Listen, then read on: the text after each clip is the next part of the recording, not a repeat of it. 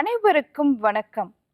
நான் doctor M S. Ushanandini, Siddha physician, lotus women care hospitals, PCOS speciality centre, Saibaba colony, Coimbatore, K Nagar, Chennai.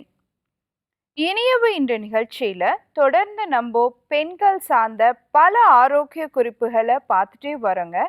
அந்த வகையில் இன்னைக்கு நம்ம சொல்லக்கூடியது, நிறைய பேர் ஸ்வீட்னா ரொம்ப பிடிக்குது இல்லைங்களா?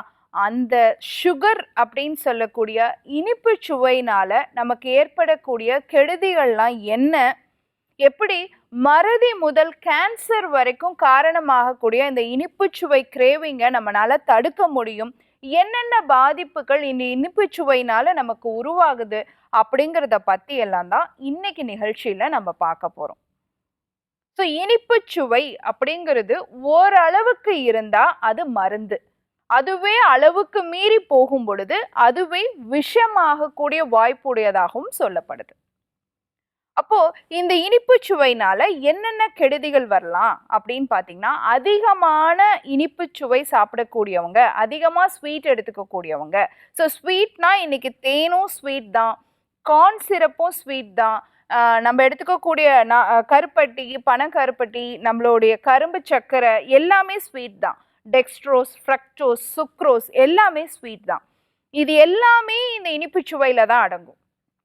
ஸோ கண்டிப்பாக உடற் சோர்வு அதிகமாக இருக்கும், அடிக்கடி டயர்ட் ஆகிட்டே இருப்பாங்க. யார் நிறையா ஸ்வீட் சாப்பிட்றாங்களோ அவங்க ஃப்ரீக்வெண்ட்டாக டயர்ட்னஸ் இருந்துக்கிட்டே இருக்கும். அதே மாதிரி அவங்க எப்பயுமே சொல்லக்கூடிய ஒரு விஷயம், பாடி பெயின் இருந்துக்கிட்டே இருக்கு அப்படின்னு சொல்லுவாங்க. அடிக்கடி ஜாயிண்ட் பெயின் அப்படின்னு கம்ப்ளைண்ட் பண்ணுவாங்க.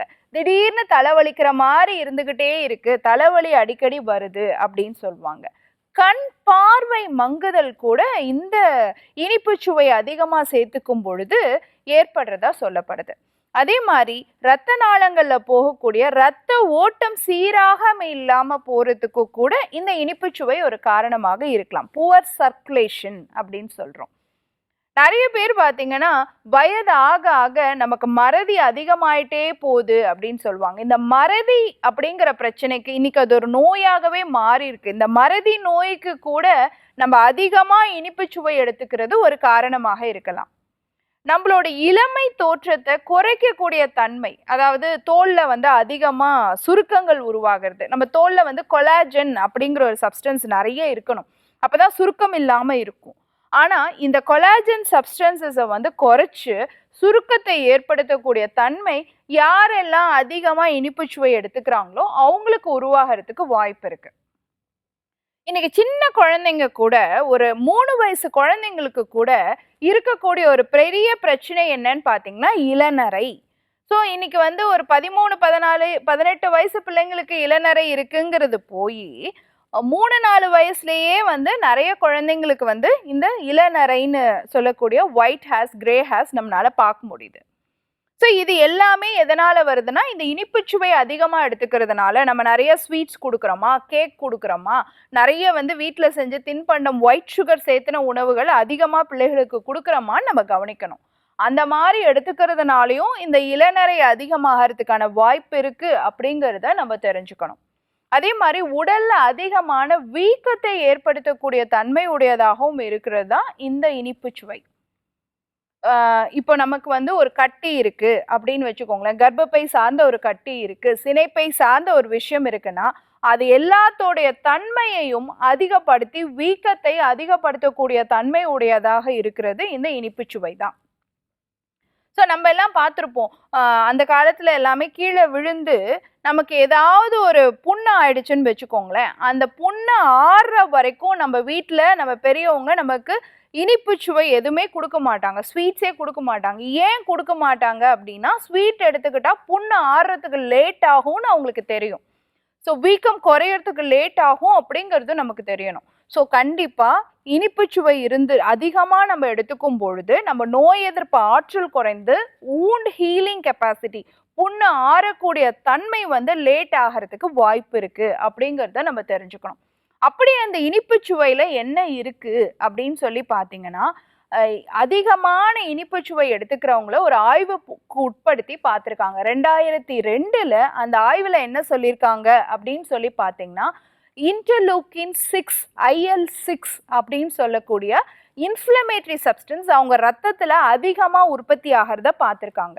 அதனால இப்போ நமக்கு சினைப்பை நீர்க்கட்டி இருக்கு, பல்கி யூட்ரஸ் இருக்கு, பிசிஓஎஸ் மாதிரியான பிரச்சனைகள் இருக்கு, ஃபெலோப்பியன் டியூப்ல பிரச்சனை இருக்கு அப்படிங்கிறவங்க திரும்ப திரும்ப நிறைய இனிப்பு சுவை சேர்த்துக்கிட்டே வரும் பொழுது இந்த இன்டர்லூக்கின் 6 அப்படின்னு சொல்லக்கூடிய இன்ஃப்ளமேட்டரி மார்க்கர்ஸ் ரத்தத்துல அதிகமாகிறதா சொல்லப்பட்டிருக்கு.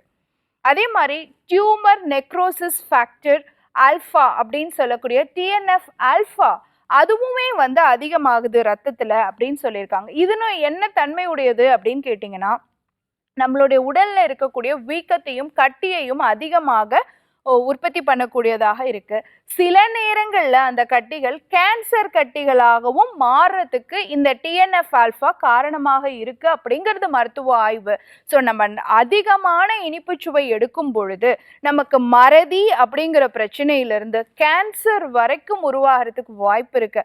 அப்படி ஸ்வீட் இல்லாம எங்களால இருக்க முடியாது. சாப்பிட்டு முடிச்சோன்னே ஒரு ஸ்வீட் சாப்பிடணும், ஸ்வீட் ஒரு பாக்கெட் பார்த்தேன்னா அப்படியே சாப்பிட்ருவேன் அப்படின்னு சொல்லக்கூடிய ஸ்வீட் கிரேவிங் இருக்கக்கூடியவங்க அதை மாத்துறதுக்கு நிறைய நட்ஸ் எடுத்துக்கோங்க. கொட்டை வகைகள், பாதாம், வால்நட் இந்த மாதிரி விஷயங்களை எடுத்துக்கோங்க. அதிகமாக நம்மளுடைய உணவில் வந்து சீட்ஸ் மாதிரி, ஃப்ளாக் சீட்ஸ் மாதிரி கூட எடுத்துக்கலாம், எள்ளுருண்டை மாதிரி கூட எடுத்துக்கலாம். அது கூடவே வந்து நம்ம எந்த அளவுக்கு வந்து மீன் அந்த மாதிரி அசைவ புரதம் அளவாக எடுத்துக்கிறோம் அப்படின்னு சொன்னால் இந்த ஸ்வீட் கிரேவிங்கை நம்மளால் கண்ட்ரோல் பண்ண முடியும். ஸோ இனிப்பு சுவையினால் ஏற்படக்கூடிய கெடுதிகள் என்ன, அந்த இனிப்பு சுவை எடுக்கிறத எப்படி தவிர்க்கலாம் அப்படிங்கிறத பற்றி நம்ம சொல்லியிருக்கோம். பயன்படுத்தி பாருங்க. இதே மாதிரி இன்னொரு ஆரோக்கிய குறிப்போடு நான் உங்களை சந்திக்கிறேன். இயற்கையோடு இணைவோம், ஆரோக்கியமாக இருப்போம், ஆனந்தமாக வாழ்வோம். நன்றி, வணக்கம்.